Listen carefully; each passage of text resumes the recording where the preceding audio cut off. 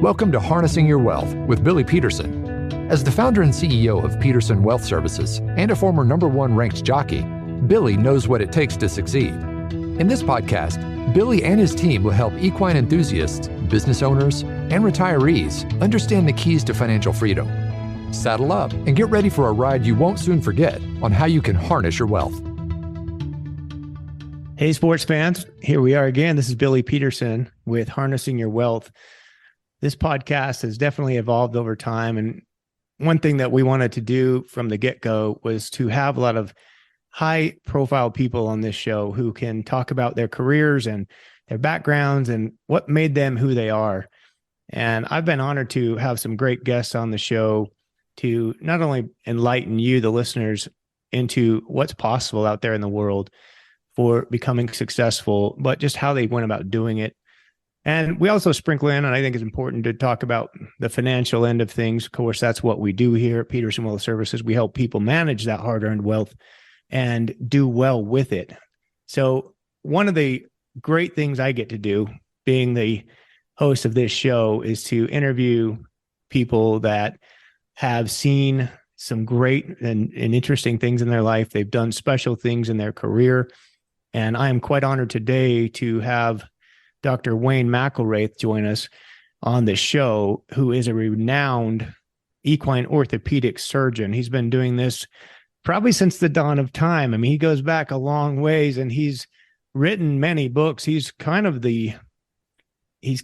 what you would call the gospel on a lot of this information. And he has pioneered a lot of what goes on in today's world with regards to surgical intervention and just diagnosing problems in equine athletes. He's worked on, countless thousands and thousands of horses, I'm sure, and he can elaborate a little bit more on that as he goes into his conversation with us.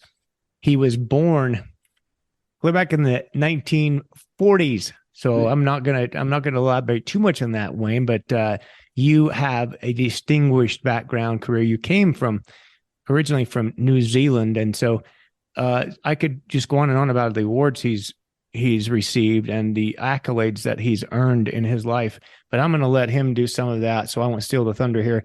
Thanks for joining me today, Wayne. You're welcome, Billy. Nice to be here. Appreciate it. How about we jump right in and you can tell us a little bit about your background and your upbringing and then why you chose a career in equine industry in the first place.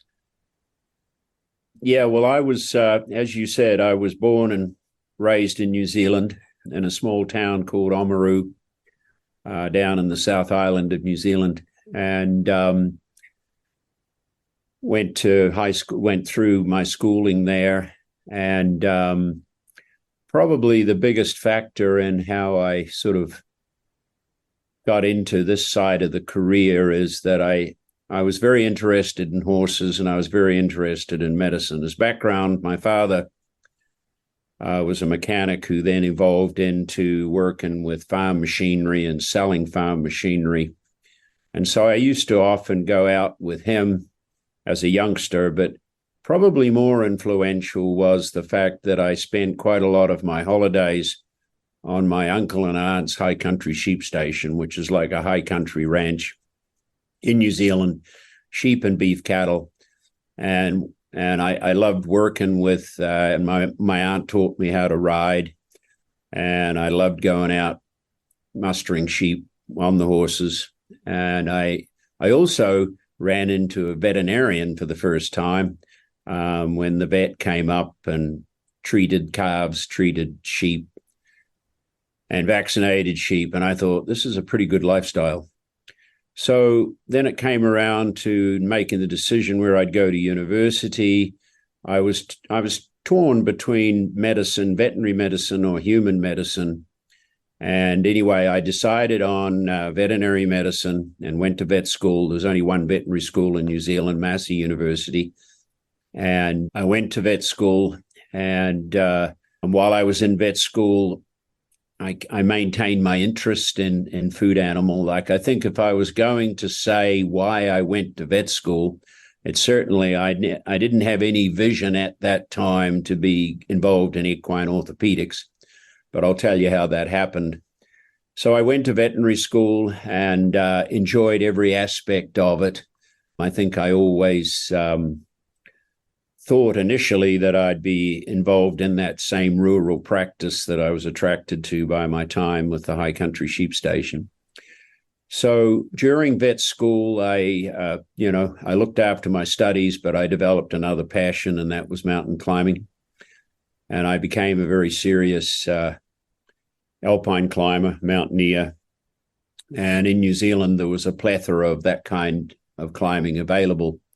So by the time I graduated from vet school, I was also committed to lead a New Zealand climbing expedition in the Peruvian Andes. And so I chose a practice in the country, 25 miles west of Christchurch, which is the biggest city in the South Island of New Zealand. Certainly not the biggest city compared to Auckland, but a reasonable sized city. But I was in a town of 300 people that was very much a farm-based practice, but did a lot of sheepdog surgery as well. So I got interested in surgery at an early age. So I really went and was in practice there for about 2 years and 3 months. It was close to the mountains. And then in March of 73, I left as a 25-year-old. You're actually being nice. I was born in the later part of the 40s, but December 1947. So I may as well have my age transparent there. So as a 25-year-old, I went overseas after a couple of years in practice. We climbed in Peru. We were involved in 2 attempted first ascents. One of them was successful.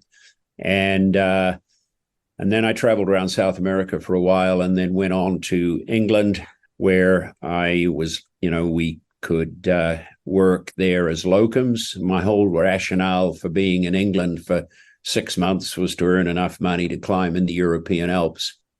So the pivotal time when I sort of started down the pathway of equine orthopedic surgery was I was invited to a Christmas party in London. And I met a guy there who was 3 years ahead of me in vet school. And he asked me what I wanted to do. And what I characterized it then was I wanted to get training, advanced training in equine surgery.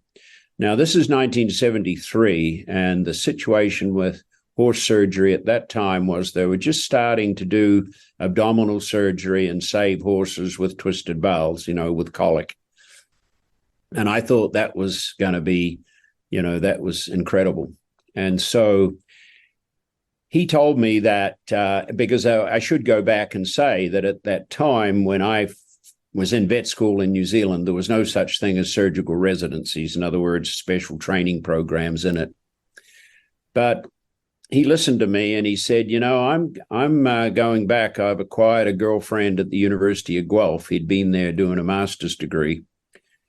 And he said, I'm going back there for Christmas and I think I know what you need. And so he called me up on New Year's Day in 74 and said, meet me in New Zealand House because I've got an application for you for this large animal surgery internship, and they'll wait on your application, which closed today, but they'll wait for it. So I sent my application off and I ended up getting one of the 2 internships in large animal surgery at the University of Guelph, which is about 60 miles west of Toronto. And actually, it's the oldest veterinary school in North America. And then I was hooked. So I loved doing surgery. I loved working with horses. I found that I could get along with horses well and loved the lameness. I loved every bit of it. And of course, so really the first part of focus with my surgical career was doing abdominal surgery, a lot of colics. And I applied for one residency, which is a 2-year program then with 2 years partial after that. But for a surgical residency at UC Davis, because it was pretty famous at that time, particularly with Dr. J.D. Wheat, who was well-recognized leading surgeon in the equine surgeon in the United States. Well, I didn't get hired by Dr. Wheat.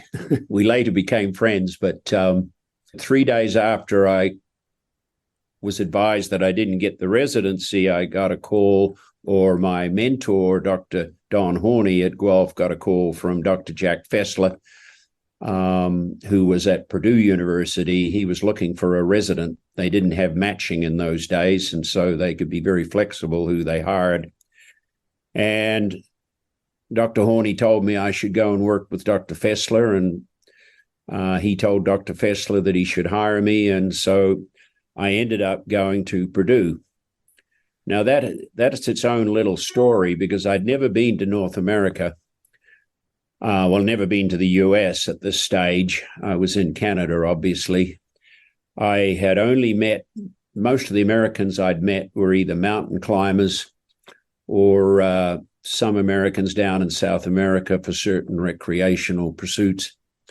And I thought Purdue sounded kind of French, sophisticated.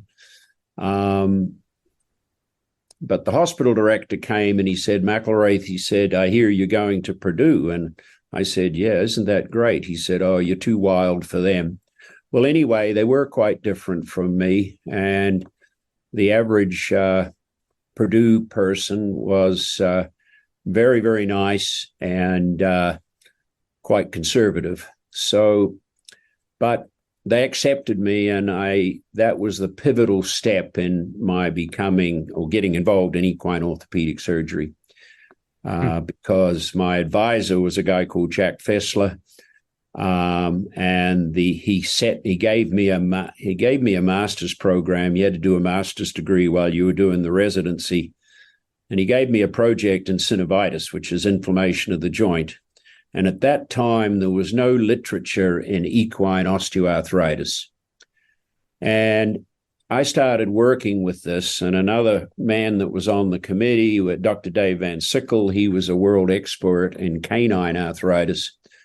And he suggested that when I finished my residency, that I extend my master's project into a PhD. And that's how I ended up getting into arthritis research, which has been part of my career. The other major part of my career has been arthroscopic surgery.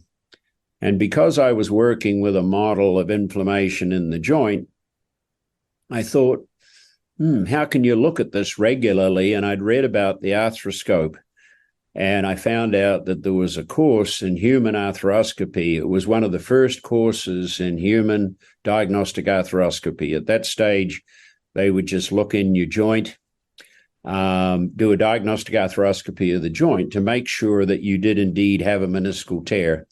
So this is 1975, and there was no MRI.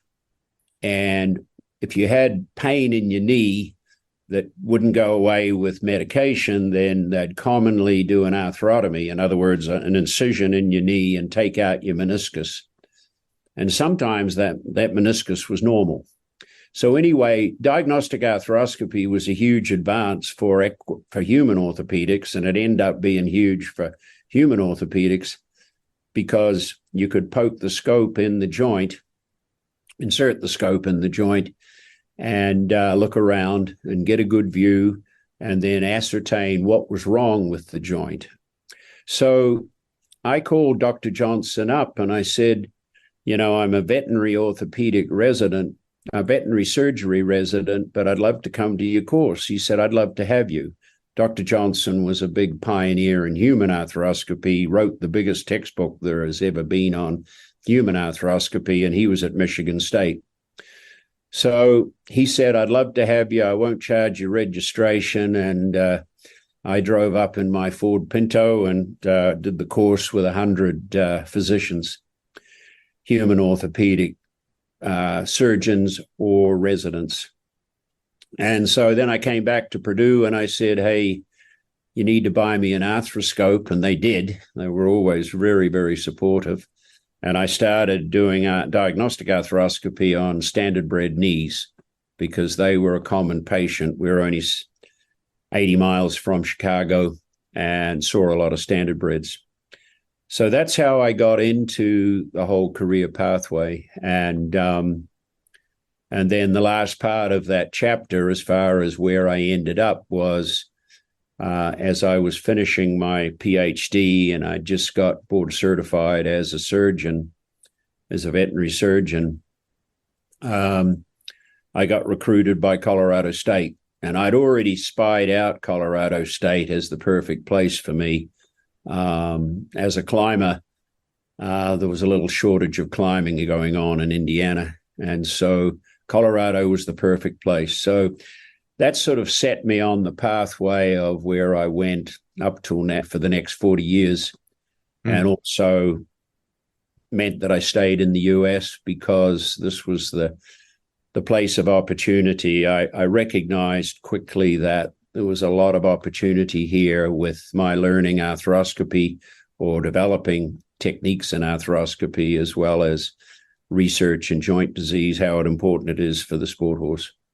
You've done great work, and I know a lot of people have heard your name, or if not known who you are, just in passing conversational in what's going on, obviously, in the world. Horses, unfortunately, have injuries, just like many athletes, of course, in sports. Baseball players, basketball players, football players, of course, do damage to knees, shoulders. We have tears here, problems there, and now with equine athletes, you were forefront in helping them recover from these certain injuries. So I want to get, and obviously interest of time with this show, I want to kind of go into maybe some of these conversations that you can provide us just a bit of a background on how you see the industry shaping up today. To tell us about people that might be interested in a career in the equine industry itself. Is there a future there in orthopedic surgery, or where would you say for students who may be at university? And I want you to elaborate a little bit more on that from career standpoint for the younger generation, as well as where you think the opportunities are, and if these costs of just going to university are necessary and proving to get your money's worth, is what I'm trying to say. Well, it's a very relevant question at the moment, Billy, because first of all, I'd summarize my career from 79 on as, being both a professor at the university and teaching. For the first 15 years, I taught vet students, but I also developed an outside practice because I was the only one initially doing arthroscopic surgery in the horse. And most of my external practice has been weekends in California. So I think the first attribute that you need is you've got to be impassioned. If you're going to go into any form of equine practice or equine surgery, and I'll talk about specialty as well, it's a lifestyle choice.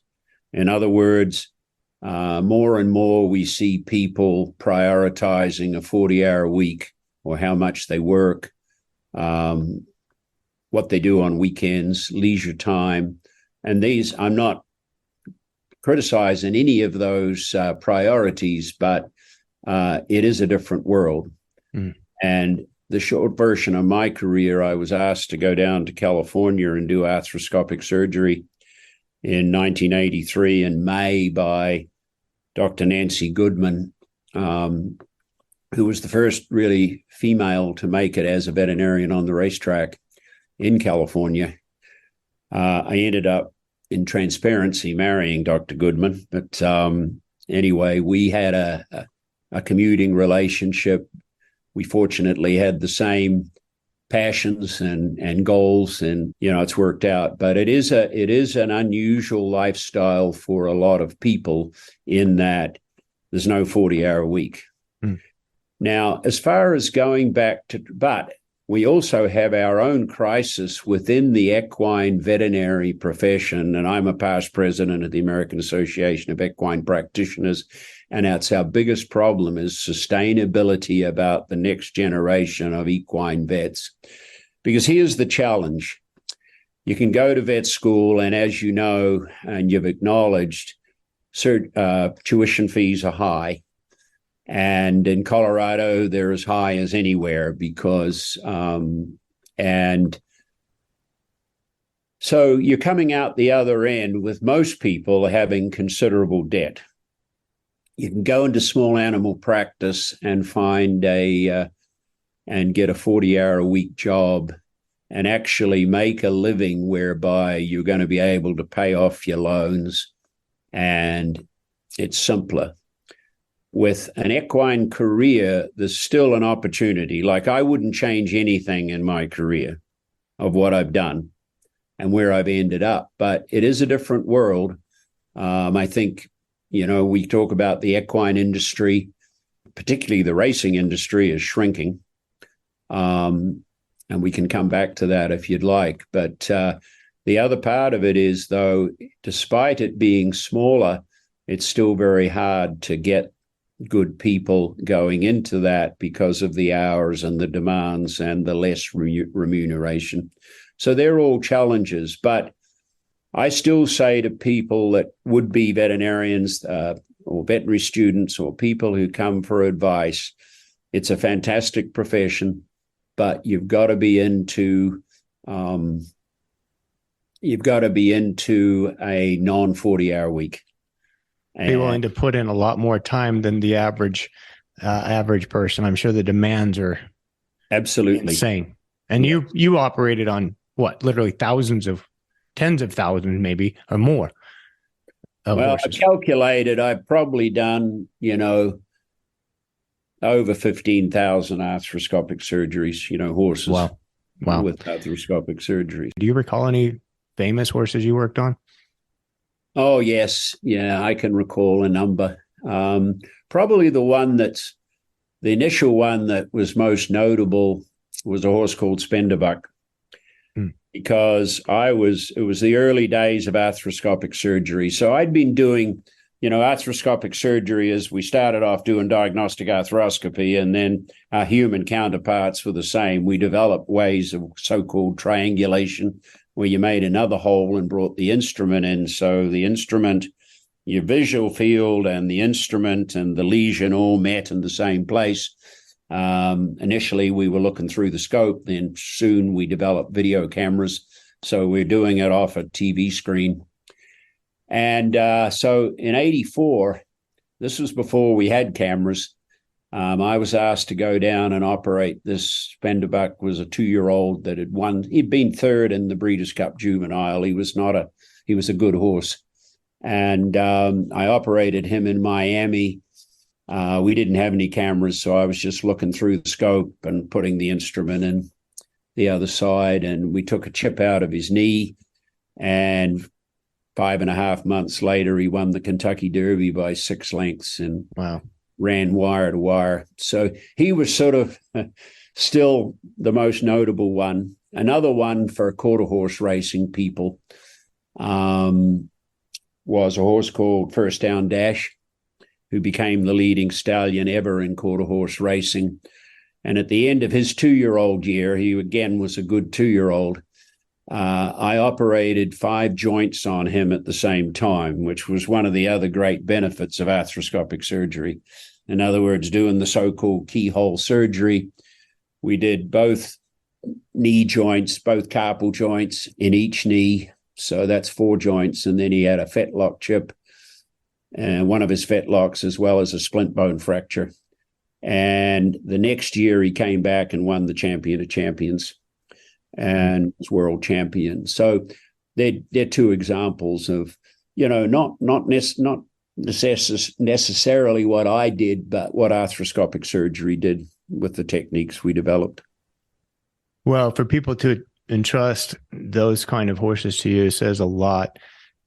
For those of you who don't know, First Down Dash in the quarter horse racing industry is like the Michael Jordan is to basketball. I mean, just a dominant individual, and has passed that on in his bloodlines, and through his many foals, he's produced hundreds of millions of dollars in total progeny earnings. And that's pretty fascinating that you actually operated on him and then continued on a stellar career. So kudos to that. If you could say anything that's going on in this world with regards to the equine industry, farming industries, agriculture, there's been a lot of talk and some of the issues going on globally. It can even morph into political issues. But what's out there that gives people hope that those kind of industries are going to stay alive, if you can comment? Well, I think, yeah, it's a huge area, but I think passion for that lifestyle and for that. Well, first of all, the frank matters are, unless we're all going to become vegetarians, we need ranching, we need farming, we need all those realities. But it's been interesting as things go along, you get people brought up in the cities who don't understand that lifestyle. And like I was brought up in a small town that pretty much served a large agricultural area, so it's fine. But I can go back to New Zealand now that was heavily agriculture. Like when I was a vet student, 80% of the GDP was agriculture. Now, tourism has come in, but also Auckland is a huge city and contains half the population of New Zealand, which means you have individuals brought up being unaware of agriculture at all and animals. So that's the challenge. What gives me hope? Oh, we've got to have food. So I think, the food animal business is not going to go away. With horses, we've got to be very careful because probably the welfare fronts, and obviously I love horses. I've been brought up with I've been lucky to work on some of the great athletes, but they're all horses and they're all equally important to me. So, if I'm doing surgery on a claimer, it's just as important as a grade 1 winner. But but the important thing is that we're threatened by urban sprawl. And I think when we say we could talk about all large animal operations, whether it's cattle, sheep, or horse racing. But horse racing is particularly vexed because the welfare thing has become a political issue. We've got groups like PETA who don't have a clue about what we do and how well we treat those horses. We have mistakes that have been made on the other hand by certain animal groups and racing groups. And last but not least is disparity and dissension amongst ourselves. As far as if you just take equine race, you could take horse racing. You have so many organizations, and we've finally got HISA, which is the idea. 21 years ago, when I was president of AAP, it wasn't because of me, it was someone else's idea, but I presided over the start of the Racing Medication Testing Consortium, or AAP did it. They had a summit. We formed this consortium, and the idea was to get uniformity throughout the country as far as medication, security, how racing was judged, and 21 years later, we haven't achieved it. So the HISA program, its big both of its reasons are for uniformity so that everybody has the same standard. You don't have any illegal medication being allowed somewhere and not elsewhere. The standards for welfare are the same. Very high, and also the priority being the welfare of the horse. And so, right. And welfare is critical. And if we don't If we don't look after that, we are going to disappear, particularly when it comes to racing. But it's also the same in the food animal industry. You can't do things that were done in the past. And there's no point in denying it or saying you're going to deny it. It's here. So public opinion is obviously important. It's important to your continuation. And then there's other political things that are difficult to deal with, but they need to be dealt with. Right. And so that's something you mentioned earlier kind of made me think about how people get into this industry, and it starts with passion. And someone maybe introduces them, but if they don't have a passion for being around animals, then they're not going to go very far. They're really not going to like it. So what I see by and large, when you visit a racing operation, a barn, a ranch, you have people that love what they do and they love their animals. And I've told countless people that if I had a choice of what I wanted to be when I come back in another form after this life, it would be a racehorse.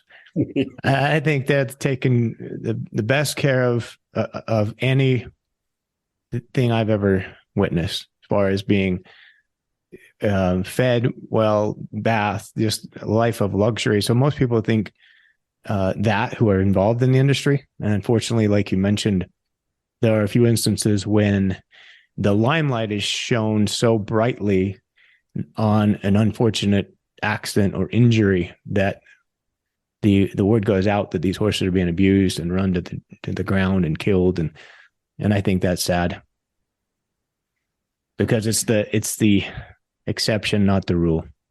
Well, absolutely. And unfortunately, we have certain individuals that can be named. They won't be named here, but they're on a mission to take all those stories and hype them up and give the impression that we've got bad trainers, bad people out there. And it is basically persecution without any basis whatsoever.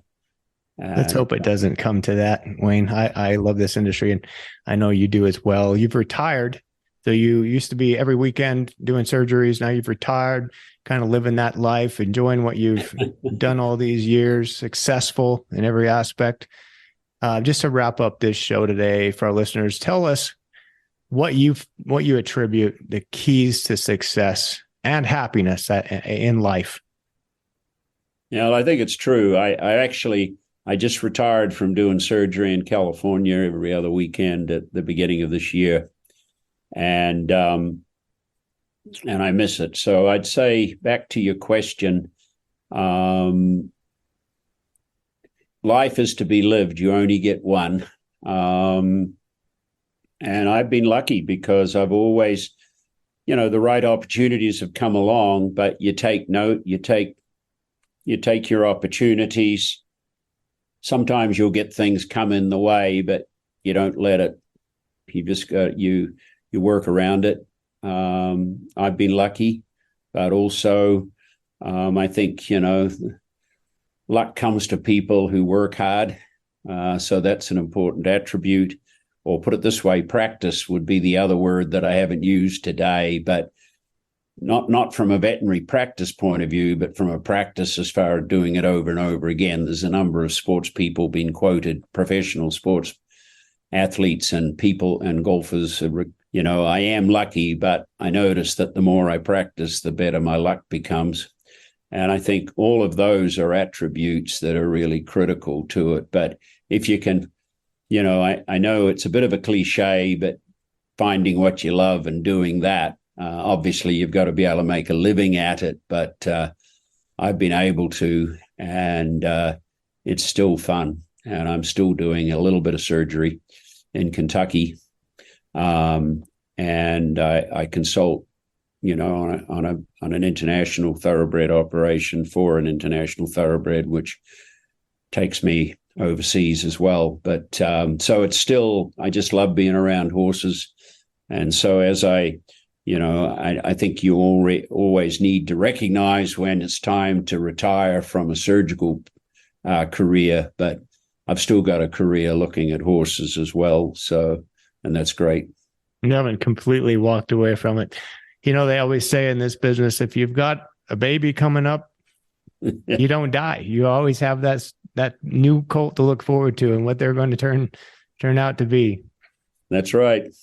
So it's a great business, and we're sure appreciative of you spending some time with us today and giving our listeners a bit of a background into your life and what it took for you to become so respected and renowned in this industry and taking care of so many equine athletes and some of these superstars to continue their careers. So thanks again, listeners out there. Thanks for tuning in today. I hope you enjoyed this podcast, and we will bring another great guest to you here in a couple more weeks. Until then, we'll talk to you soon. Thank you for listening to Harnessing Your Wealth with Billy Peterson. Before we declare the race official, please click the follow button so you can be notified when new episodes become available. For more information about today's show, please check out the show notes. Visit our website at www.petersonws.com or give us a call at 801-475-4002. Once again, thank you for listening. The information covered and posted represents the views and opinions of the guest and does not necessarily represent the views or opinions of Peterson Wealth Services. The content has been made available for informational and educational purposes only. The content is not intended to be a substitute for professional investing advice. Always seek the advice of your financial advisor or other qualified financial service provider with any questions you may have regarding your investment planning.